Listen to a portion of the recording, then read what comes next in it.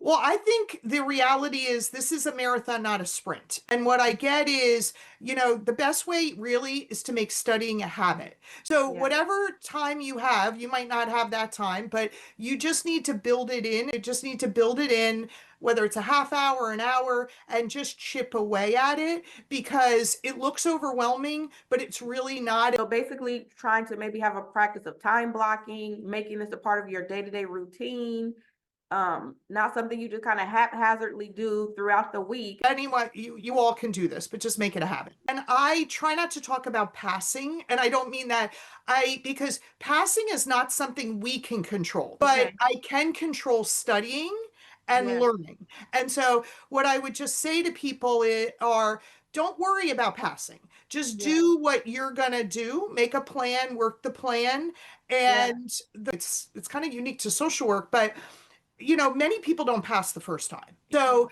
when you don't pass, look at it and say, what am I going to do differently? And I think that could be helpful for a lot of social workers. So you focus on the inputs of the things that you're going to be doing and let the outcome be controlled by the inputs that you put. Exactly. But what Yeah. I can control is how prepared I am. I think we have to be a little bit kinder to ourselves. And I say to a lot of test takers, most of the time they come to me when they haven't passed, I'll say, I know the outcome, but I don't always know the journey. Mm. And everyone's journey is going to be different, but that doesn't mean we can't have the same outcome.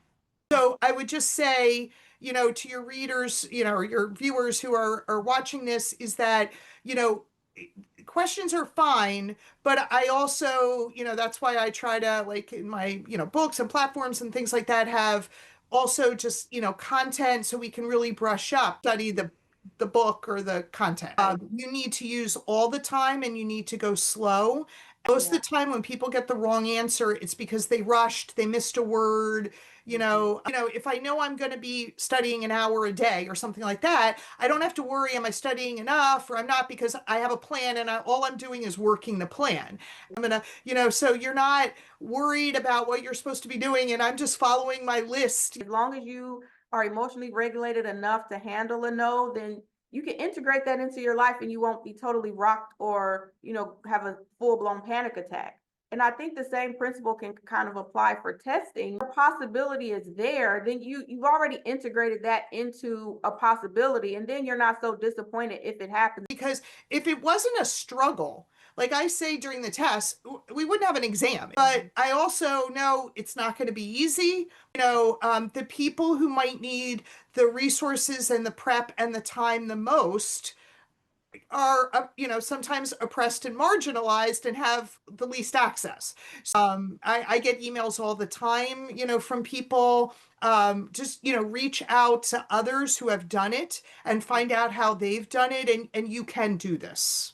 So I don't think if you identify as a marginalized group, get in community with someone else who identifies within that community so you all can talk about the challenges. So don't operate in isolation. But um, I think mainly just you're not alone, and you can do this.